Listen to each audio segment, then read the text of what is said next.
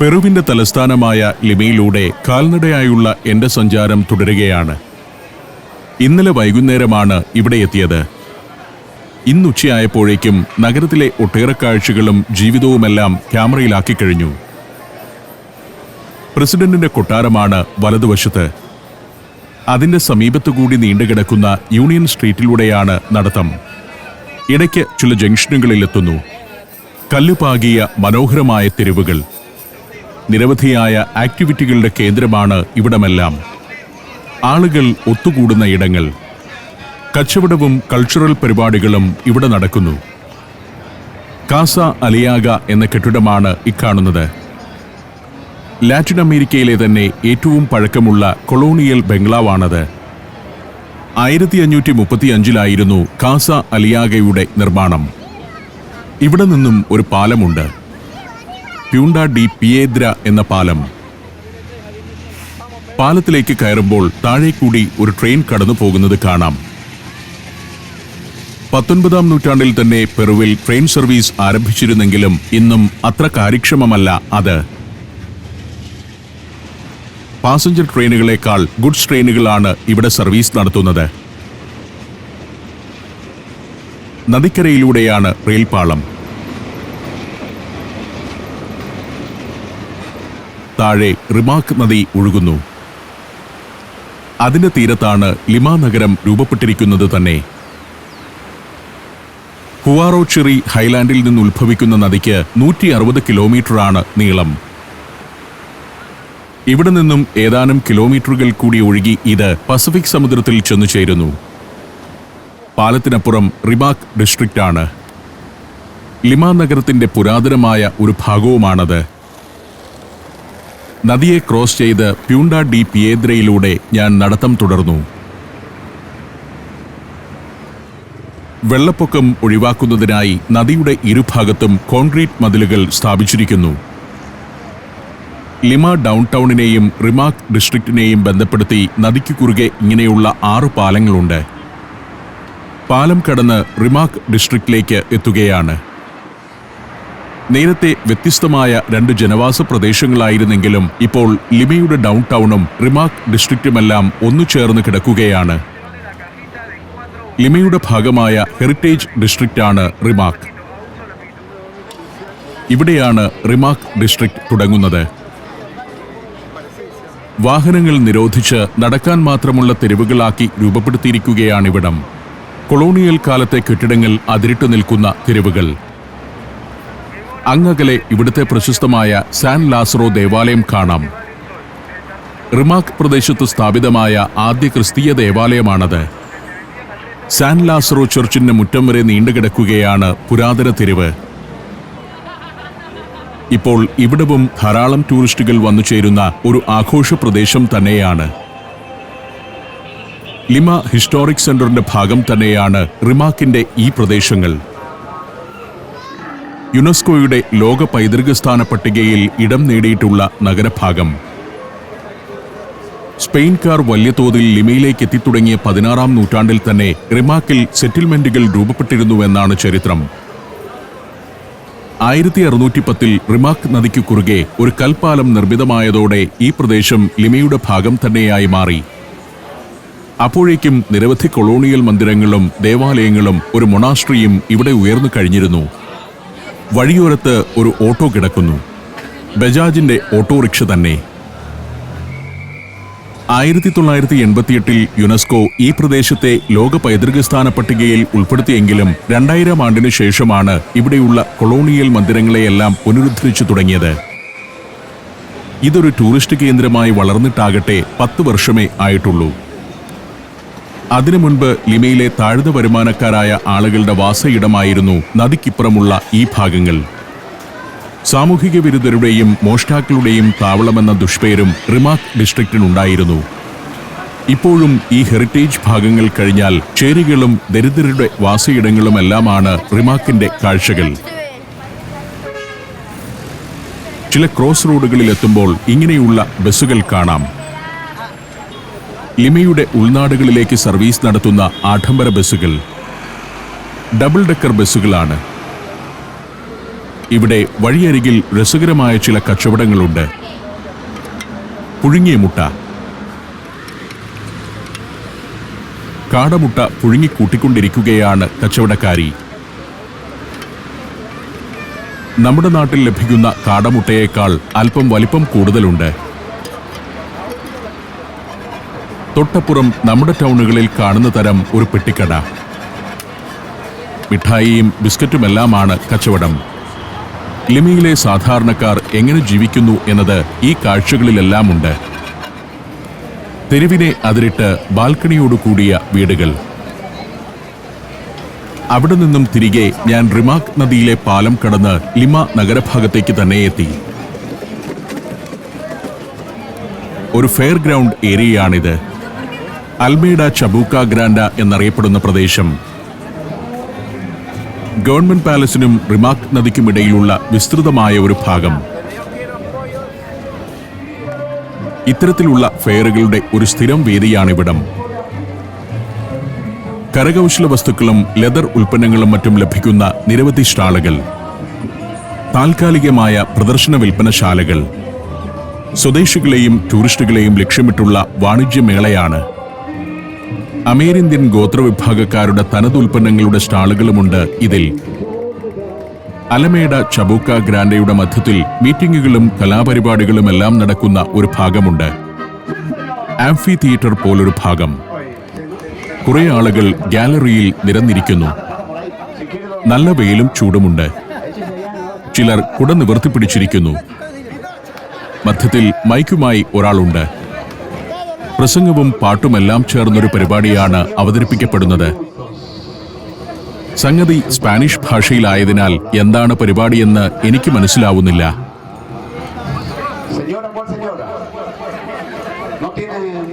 ഇത് ഏതെങ്കിലും ഭക്തിപ്രസ്ഥാനമാണോ എന്നാണ് ഞാൻ സംശയിക്കുന്നത്. ഏതായാലും ഇദ്ദേഹത്തിന്റെ പ്രസംഗവും പാട്ടുമെല്ലാം ആകർഷകമാണ്. ലാറ്റിൻ അമേരിക്കയിൽ ഇത്തരം തെരുവോരങ്ങളിലെ സ്ഥിരം സാന്നിധ്യമാണ് നവക്രൈസ്തവ പ്രസ്ഥാനങ്ങളിലെ പ്രഭാഷകർ. ആളുകൾ കൂടുന്നിടത്തു ചെന്നു നിന്ന് പ്രഘോഷണം നടത്തുന്ന അത്തരക്കാരെ പല ലാറ്റിൻ അമേരിക്കൻ പട്ടണങ്ങളിലും ഞാൻ കണ്ടിട്ടുണ്ട്.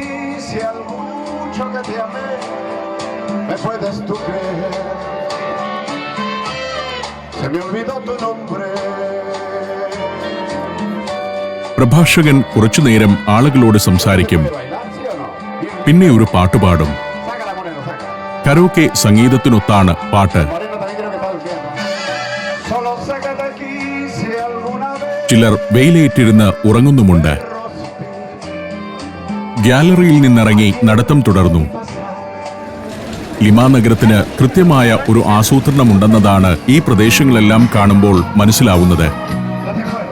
ആളുകൾക്ക് ഒത്തുചേരാനും വിശ്രമിക്കാനുമെല്ലാമുള്ള പൊതുസ്ഥലങ്ങൾ നിരവധി. വിശാലമായ പൊതുസ്ഥലങ്ങളിൽ ആളുകൾക്ക് വന്നിരിക്കാനുള്ള സംവിധാനങ്ങൾ. ഇതിന്റെ എല്ലാം പിന്നിൽ ഒരു ക്രാഫ്റ്റ്മാൻഷിപ്പ് ഉണ്ടെന്നതും ശ്രദ്ധേയമായ കാര്യം. വിചിത്ര രൂപമുള്ള ഐസ്ക്രീം പെട്ടി ഘടിപ്പിച്ച മുച്ചക്രവണ്ടിയുമായി നീങ്ങുന്ന വിൽപ്പനക്കാരി. ആളുകൾ പല വഴികളിലൂടെ അലമേഡ ചബൂക്ക ഗ്രാൻഡയിലേക്ക് വന്നു ചേർന്നുകൊണ്ടിരിക്കുന്നു. ഒരു ഭാഗത്ത് ഇങ്ങനെയൊരു പന്തലുണ്ട്. ബാനറിൽ എഴുതിയിരിക്കുന്നതെന്തെന്ന് മനസ്സിലാവുന്നില്ലെങ്കിലും ചിത്രങ്ങളിൽ നിന്നും ഫുഡ് ഫെസ്റ്റ് ആണ് നടക്കുന്നതെന്ന് വ്യക്തമായി. വലിയൊരു പന്തൽ. ആർക്കും അവിടേക്ക് പ്രവേശനമുണ്ട്. കൂപ്പണെടുത്ത് ഇഷ്ടമുള്ള ഭക്ഷണം കഴിക്കുകയുമാവാം. പന്തലിന് ചുവട്ടിൽ നിറയെ ആളുകളുണ്ട്.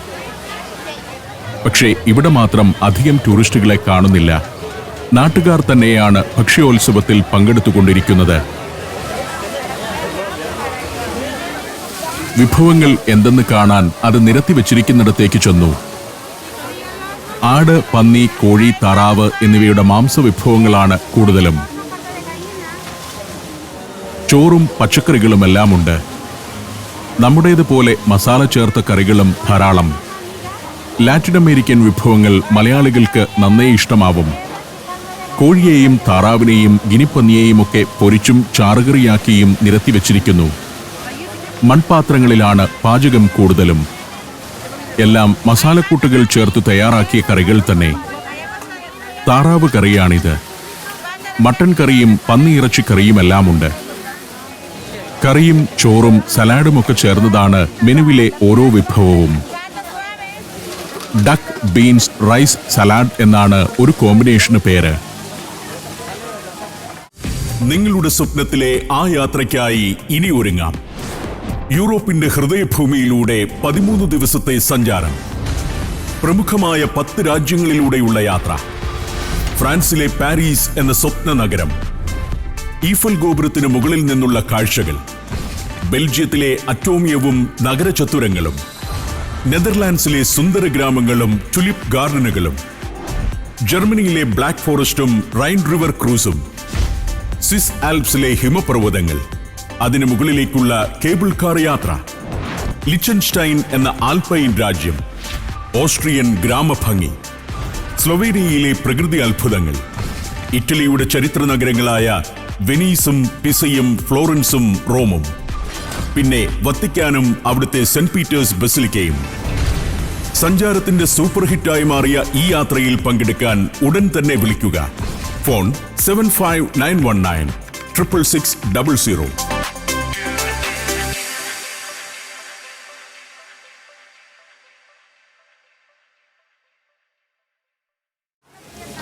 തനത് പെറൂവിയൻ വിഭവങ്ങൾ തന്നെയാണ് ഇതെല്ലാം. പുഴുങ്ങിയ ഏത്തപ്പഴം ഇടിച്ചു ചതച്ച് ഉരുട്ടിയെടുക്കുന്ന ഒരു വിഭവമുണ്ട്. അതാണ് ഇവിടെ തയ്യാറായിക്കൊണ്ടിരിക്കുന്നത്.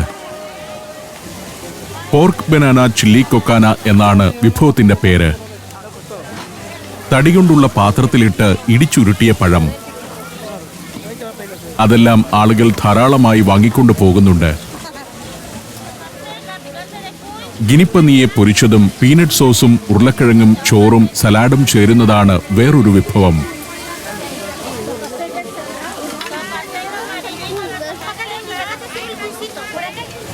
ഫിഷ്, റൈസ്, ബനാന, സലാഡ് എന്നത് മറ്റൊരു കോമ്പിനേഷൻ. ഇലയിൽ പൊതിഞ്ഞ ചോറും വാഴപ്പഴവും കൊക്കോന പഴവും ചേർന്നതാണ് ഈ വിഭവം. കിഴക്കൻ പെറുവിലെ പെറൂസ് പ്രൊവിൻസിൽ ധാരാളമായി വിളയുന്ന പഴമാണ് കൊക്കോന. പൊരിച്ച പന്നിയും ഇൻകാ ചോളവും പൊരിച്ച മധുരക്കിഴങ്ങും ചേർന്ന മറ്റൊരു വിഭവം. ഇത്തരത്തിൽ പലതരം വിഭവങ്ങൾ. തനത് പെറൂവിയൻ വിഭവങ്ങൾ തന്നെയാണ് ഇതെല്ലാം. ഉരുളക്കിഴങ്ങും മധുരക്കിഴങ്ങും വാഴപ്പഴവും പെറുവിലെ മിക്ക വിഭവങ്ങളുടെയും ചേരുവകളാണ്. ചോറും ചോളവും ഇവരുടെ ഭക്ഷണത്തിലുണ്ട്. ലാറ്റിൻ അമേരിക്കയുടെ ഭക്ഷ്യതലസ്ഥാനമെന്ന് വിശേഷിപ്പിക്കപ്പെടുന്ന നഗരമാണ് ലിമ. അത്രയ്ക്ക് ഭക്ഷ്യവൈവിധ്യമുണ്ട് നഗരത്തിൽ. ന്യൂഡിൽസും ഇറച്ചിക്കറിയുമാണ് ഒരു വിഭവം. 18-19 നൂറ്റാണ്ടുകളിൽ ചൈനയിൽ നിന്നും ജപ്പാനിൽ നിന്നും പെറുവിലെത്തിയ കുടിയേറ്റക്കാരാണ് ന്യൂഡിൽസ് ഇവിടേക്ക് കൊണ്ടുവന്നത്.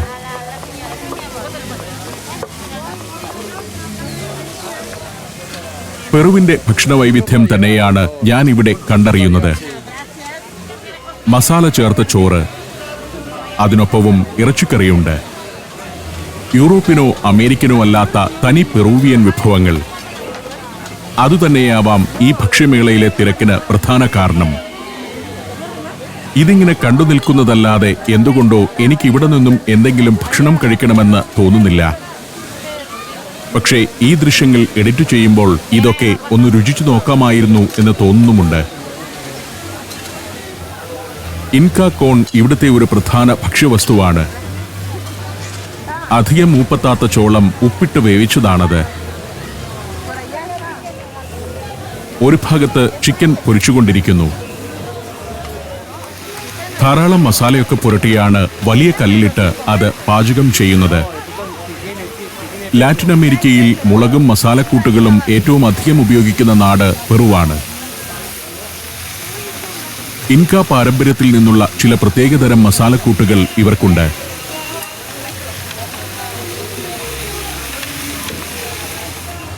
പച്ചമാൻക എന്നൊരു വിഭവവും ഇവിടെ കണ്ടു.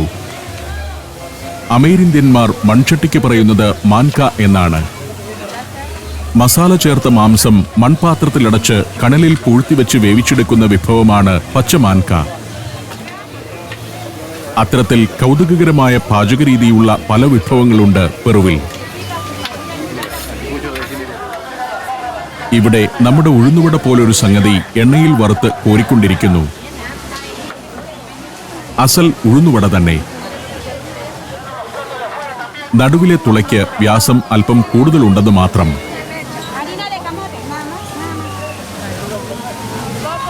ഒരുതരം സോസിനൊപ്പമാണ് ഇത് കഴിക്കുക.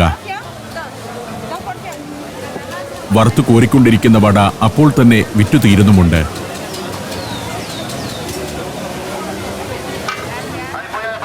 നമ്മുടെ ചട്നിക്ക് പകരമായിരിക്കാം ഇവിടെ ഇതിനുമേൽ ഇങ്ങനെ സോസ് ഒഴിക്കുന്നത്. മധുരപലഹാരങ്ങളുടെ സ്റ്റാളാണ് ഇത്. പഴങ്ങൾ കൊണ്ടുണ്ടാക്കിയ പലതരം വിഭവങ്ങൾ. അതിനുമുണ്ട് ധാരാളം ആവശ്യക്കാർ. ഏതായാലും ഞായറാഴ്ചയുടെ മധ്യാഹ്നത്തിൽ ഇവിടെ ഭക്ഷ്യമേള പൊടിപൊടിക്കുകയാണ്. കസേരകളിലെല്ലാം ആളുകളുണ്ട്. നിലം അടിച്ചുവാരി വൃത്തിയാക്കിക്കൊണ്ടിരിക്കുന്നു ജീവനക്കാർ. ഇത്രയും വിഭവങ്ങൾ കണ്ടിട്ടും എനിക്കിവിടെ നിന്നും ഭക്ഷണം കഴിക്കാൻ തോന്നിയില്ല. അതിനാൽ ഭക്ഷ്യമേള നടക്കുന്നിടത്തു നിന്നും നടത്തം തുടർന്നു. അവധി ദിനങ്ങളിലെല്ലാം ഇവിടെ ഇങ്ങനെ എന്തെങ്കിലുമൊക്കെ മേളകളുണ്ടാവും. ഇവിടെ ഇങ്ങനെയൊരു കെട്ടിടമുണ്ട്. National archives മന്ദിരമാണിത്. അതിനു മുന്നിലൂടെ ഒരു ഡബിൾ ഡെക്കർ ബസ് ടൂറിസ്റ്റുകളുമായി കടന്നുപോകുന്നു. വലിയൊരു ഷോപ്പിംഗ് ഏരിയയാണ് നാഷണൽ ആർക്കൈവ്സിനോട് അനുബന്ധിച്ചുള്ളത്. ലിമ നഗരത്തിലൂടെ മാപ്പ് നോക്കി ഒരു ഊഹം വെച്ചാണ് നടത്തം. മുന്നിലെ തെരുവിലൂടെ ടൂറിസ്റ്റുകളുടെ സംഘങ്ങൾ സ്കേറ്റ് ചെയ്ത് കടന്നുപോകുന്നു. ഞാനീ നടക്കുന്നത് നഗരത്തിലെ പ്രധാന ടൂറിസ്റ്റ് പാത്തുകളിൽ കൂടി തന്നെയാണ്. നടന്നു നീങ്ങുന്ന ടൂറിസ്റ്റുകളും സഞ്ചാരികളുമായി പോകുന്ന ഡബിൾ ഡെക്കർ ബസ്സുകളുമൊക്കെയുള്ള വഴി. ടൂറിസ്റ്റുകളെയും സിറ്റി ടൂർ ബസ്സുകളും കാണുമ്പോൾ ശരിയായ ദിശയിൽ തന്നെയാണ് സഞ്ചാരമെന്ന ആത്മവിശ്വാസം വർദ്ധിക്കുന്നു.